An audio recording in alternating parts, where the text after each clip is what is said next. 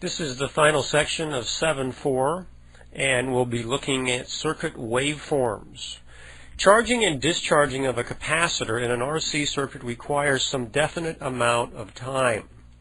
The diagram at the right illustrates the response of an RC circuit to three different frequency pulses. So here we have a series RC circuit. Notice the applied voltage is going to be a rectangular shaped waveform, and here we see three different possible wave shapes.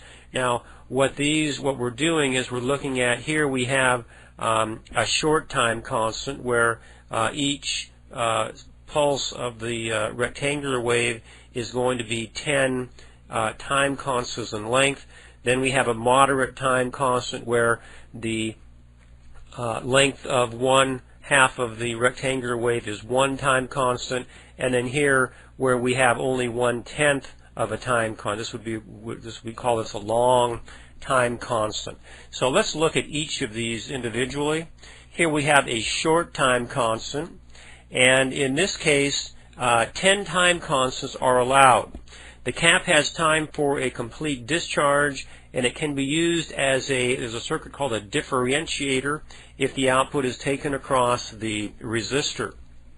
And so what we have here we have the applied voltage, and this is going to be a very short time constant. Notice during the time of half this square wave we have 10 time constants, so that's going to allow plenty of time for the cap to charge and discharge. Now what you'll note here is that if we measure the voltage across the capacitor, and keep in mind here we have an input coming in, and this input from this point to this point is going to be 10 time constants. So that's going to be plenty of time to charge this capacitor fully.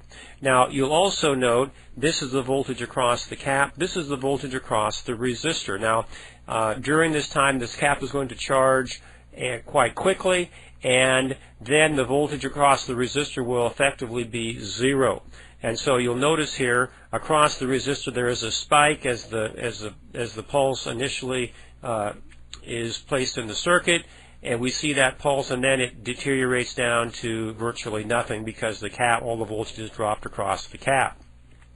Then when during this time here the voltage is removed, this spike right here is what we see as the cap is discharging, and we see a short spike across the resistor, and the cap deteriorates down to 0 because there's a long time for it to discharge. Then the incoming voltage comes in again, and we have the repeat of what we just looked at.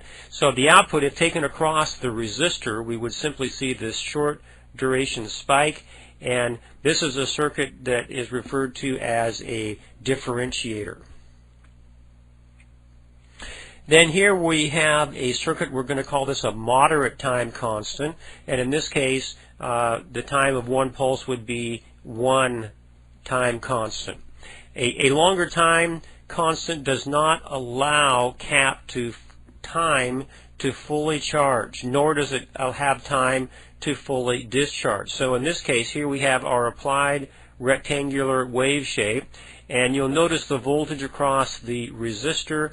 It starts out at the applied voltage, and then it deteriorates just a little bit because the capacitor here is beginning to charge, but it does not have time to fully charge, so we will always see some voltage across this resistor, and then when we go down to 0 volts on our applied voltage, suddenly the cap discharges. We see that short voltage across the cap is discharging, and we see this voltage across the resistor, and the cap does not have time to fully discharge because there's only 1 time constant, it will not fully discharge.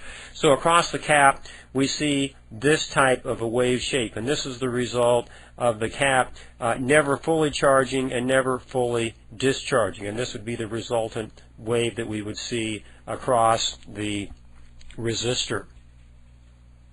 Then this is a long time constant. Now in this case, the time of the rectangular wave, there's only 1/10 of a time constant. So the cap is going to have a very limited amount of time to charge or discharge.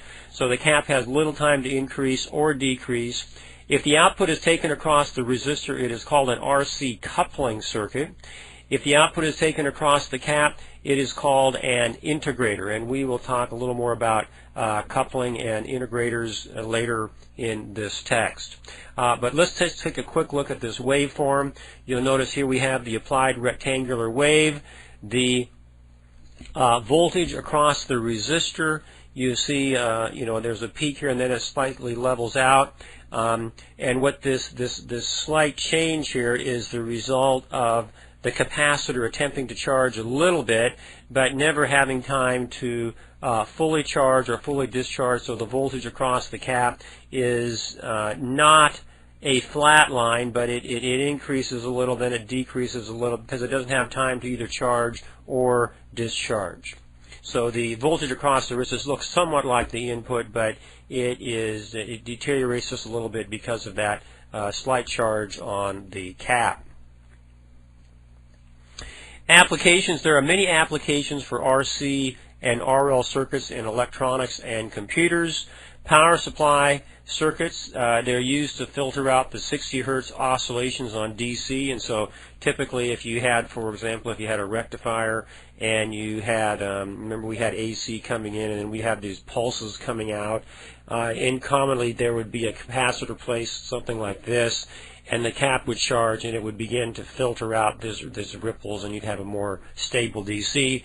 Though they're widely used in as filters for power supplies, they can also be used as passive filter circuits. They can be used to passively select or reject frequencies for low pass, high pass, band pass, and band reject.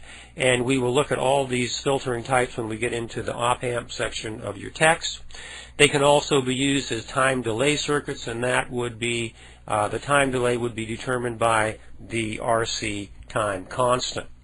Okay, so in this section we briefly looked at applications, and then we looked at the effect of long time constants, moderate time constants, short time constants. So this completes section 7.4.